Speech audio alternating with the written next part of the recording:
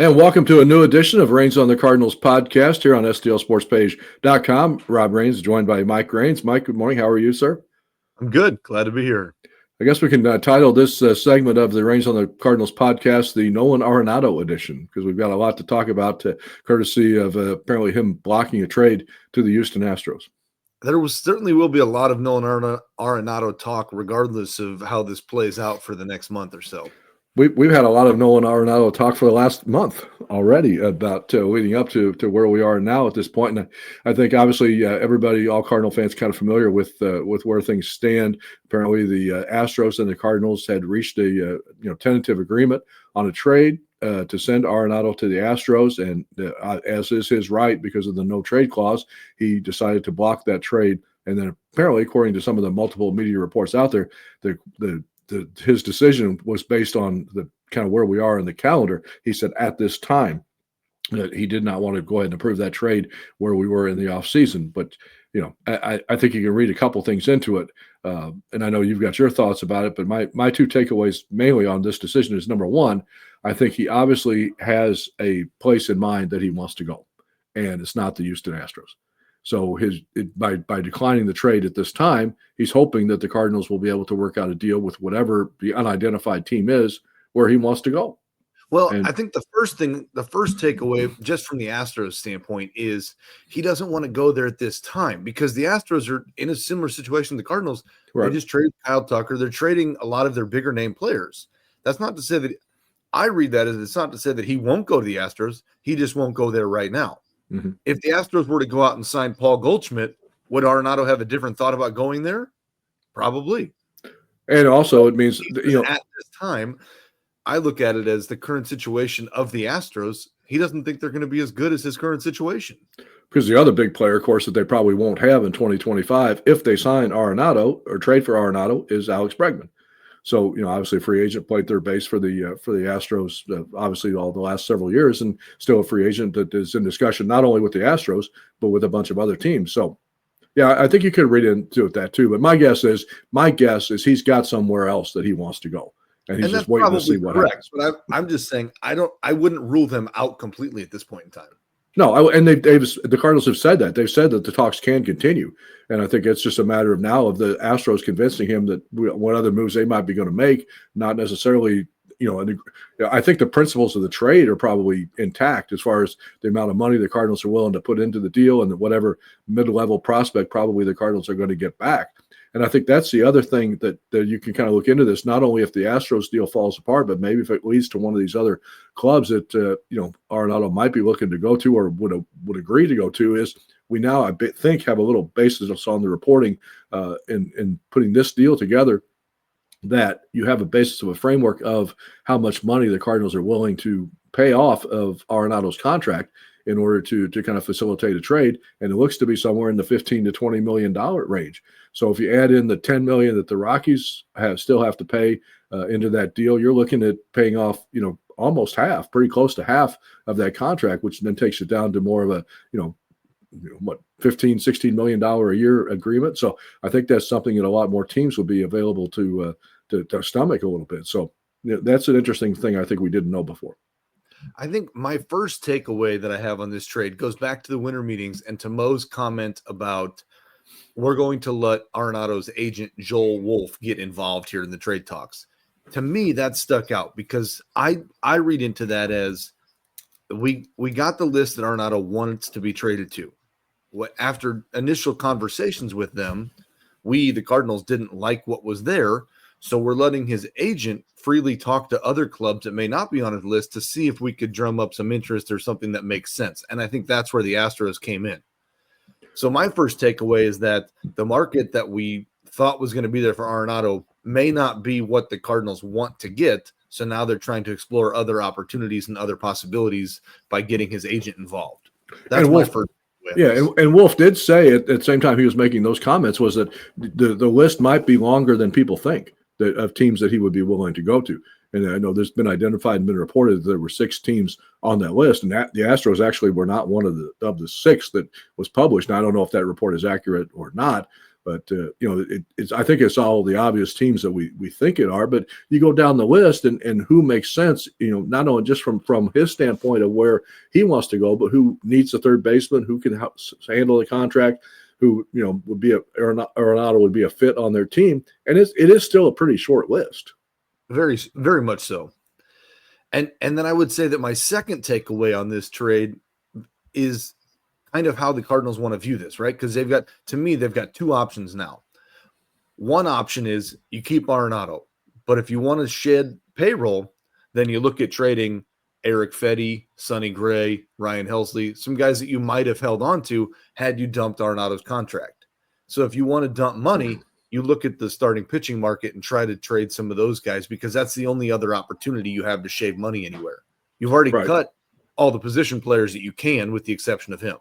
Who make any money? Yeah, I mean, with Contreras saying he wanted to stay. Correct. That's what I'm saying. Of the players that make money, right? You've already eliminated it there. So your only option is the starting pitching. Do you think Arenado's kind of holding the Cardinals hostage here? Well, and that's certainly possible.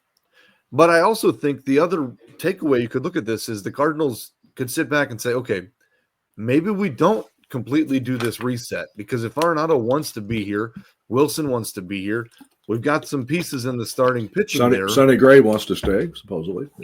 So I realize they want to cut payroll, but if you find a way to, keep the payroll similar, you probably could add another solid starting pitcher in, i.e. bringing Kyle Gibson back or somebody cheap like that.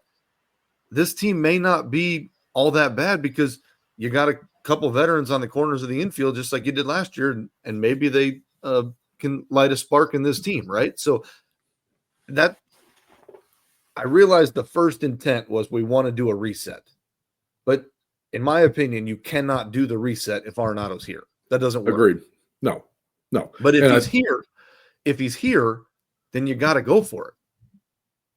Yeah, it's going to be interesting, because I think there's so many moving pieces to this puzzle here. If Arenado's not here, then you're looking at Nolan Gorman probably playing third base. If not, Arenado is in St. Louis in 2025, then what happens to Gorman? Does he go back to second? Okay, then what happens to Thomas Ajayci? Then what happens to where is Brendan Donovan still going to lose one of the spots mainly that he could play too, even though he's going to probably be floating all over the place like he usually does. So I just think this one move is kind of handcuffing the Cardinals as far as what other moves they might make, because I still don't think you really have any good idea about the makeup of the 2025 Cardinals based on, maybe not necessarily the roster, but just who's going to get the majority of playing time. And having Arenado back in St. Louis just goes against everything the Cardinals have said all winter to this point about wanting to give these younger players an opportunity to play and a chance to find out whether they, what they have going forward. And just, he screws up everything. But I think the challenge therein lies, yes, they want to get rid of him, but if nobody else wants him, then some plans just have to alter. Right. Yeah. And that's becoming the reality, right? Because if they wanted him, I think it would be a different trade. But the problem is teams out there right now are trying to weigh, would we rather pay for 6 or 7 year contract for Alex Bregman or trade a prospect and eat $30 million for 2 or 3 years of Nolan Arenado? Yeah, I think it, unfortunately, it looks like at this point that this is going to go on for a while. I don't think this is going to be, and it could be resolved this afternoon. I mean, you never know, but it doesn't look like it. It looks like they're going to, Bregman's going to have to sign somewhere, which is going to then dictate, do the Yankees want to do something? Do the Mets want to do something? Do the Red Sox want to do something? And then, or the Astros, or maybe even, I would guess without knowing, just my own intuition is that if Arenado had his preference, the two teams that probably are 1 and 2 on his list would be the Dodgers and the Padres, simply because of where they are and their success level. But I don't see either one of those teams right now as a fit. I don't either. But I think, as we can both agree on, Alex Bregman is the key to this whole situation. Mm-hmm. When he signs, then it may force the hand of some of these other guys to figure something out. The other thing, go ahead. It's always the potential of guys get hurt, right? Everything happens. Somebody's going to need a third baseman throughout the season. So do you wait and try to trade him in, May or June when things, start to change in that direction too? Always a possibility. The other thing too, I think you got to look at as far as, you alluded to it a minute ago about, where the Cardinals would be in the NL Central race if they either made this trade or didn't make this trade. And you've got a couple of teams in this division that have made some moves here in the last week, with the Cubs being very aggressive, going out and getting Kyle Tucker, making them a hitter, trading Bellinger to the Yankees, and then Milwaukee by trading Devin Williams for a starting pitcher, and WashU product Caleb Durbin, who fits on their infield somewhere. The Cardinals have to. I know that they don't make their moves based entirely on what other teams in the division are doing, but I do think they have to be aware of that. And I think so too. And I think the challenge is what's currently in the free agent market, right? For example, when you look at other trade candidates for the Cardinals, Ryan Helsley, right? You just mentioned Devin Williams. Well, they gave up some pretty good players to make that trade happen. Well, there's a couple really good closers out there. I'm drawing a blank on Maton. I'm drawing a blank on one guy. Tanner Scott. That's what I was thinking of with the Padres. So you can go out and sign Tanner Scott as a free agent, or you could trade one of your high-end prospects to go get Ryan Helsley. Most teams would take the approach of signing the free agent as opposed to making the trade, because there's really no point to do that when the money's going to be similar. Yeah, so I think that the shape and the scope of the free agent market right now is also kind of playing against the Cardinals' hands right now because of the pieces they want to trade. It seems in one sense like there's been a lot of movement on the free agent market because a lot of the key guys have signed with Soto and Max Fried and a couple other guys, but yet you still have Corbin Burns out there. You still have some of the relief pitchers. You still have Bregman. So yeah, I mean, maybe this is just one of those things that's going to last closer to get closer through January and towards spring training. The only thing I would say that in the Cardinals' favor is if they wanted to trade some starting pitching, i.e., Michaelis or Matz, that middle of the road 3 or 4, 5 back end starter is not really available in the free agent market right now. As you mentioned, you've got high end, you've got Corbin Burns, and you've got a couple other big name aces out there. Very high end, very high end. But so the question is, would do you need a back end of your rotation to eat innings and fill some stuff up? And if you do, then that opens up the avenue for the Cardinals to trade some of those guys. And even with Michaelis having the no trade contract, you still have Matz and Fetty, both are only under contract for one more year. So that also is appealing to a club that doesn't want to get into those long term high contract deals. I mean, they'll pay $11 million for 1 year. Corbin Burns is going to require a lot of money because he's a really good pitcher. So he got more than Fried. I mean, he's going to get more than Fried. Absolutely, and probably 10 years, right? 8 years. I mean, it's going to be something crazy. Yeah, so I think the Cardinals, we want them to, and obviously I'm the first person, so I'd like this to be resolved so you kind of have a better idea of what they're going to have going forward and can make the plans. And I'm sure the Cardinals will like to feel that way too, but it may just be a situation where patience is required here, because not only, you got to find a team that wants to make this move, but you got to be able to work out the contract situation. It's not a very simple contract. I mean, we know when the Cardinals traded for Arenado from the Rockies, it took a couple of days for them to get that contract, all the parameters involved, and had to add an extra year, and had to get the union to approve it, had to get the commissioner's office to approve it. So, I think with less years in the deal, it's probably a little less complicated than it was back then, but still, it's not going to be a simple contract. So, but I just think really in a lot of ways, the Cardinals cannot make some of the moves that they might want to make or plan, go ahead with some of the plans that they'd like to have, like Nolan Gorman being the everyday third baseman, until they know what's going to happen to Arenado. And I think the question to your point there is, what's the value of Arenado right now? Is it worth eating the contract and dumping him for a no-name prospect, or somebody like Tommy Pham, who we end up cutting a month later? And I think, Mo's looking at that his last 2 trades didn't come out very well. Mm-hmm. And so what is the value of Arenado, and what is the value of his worth to this team? Is it worth getting, I don't want to say rid of him, but basically getting rid of him so the other guys can play and getting a no-name prospect? Or is it worth trying to really spin him for a well-known good player? Mm-hmm. Yeah, I think it's just going to come down to whatever the club is that you're talking with, and what they're willing to give up, and what it's worth the Cardinals to make that move. And as I say, I think they've kind of backed themselves into a corner, because they've said they're going to try to trade him. They've got the agent involved saying, he can talk to other clubs. So if all those trade talks fail, and then February 12th or 14th, whatever day he shows up, we walk into the clubhouse in Jupiter and Nolan Arenado's there, I think there's going to be a lot of people who are very disappointed, including probably Arenado.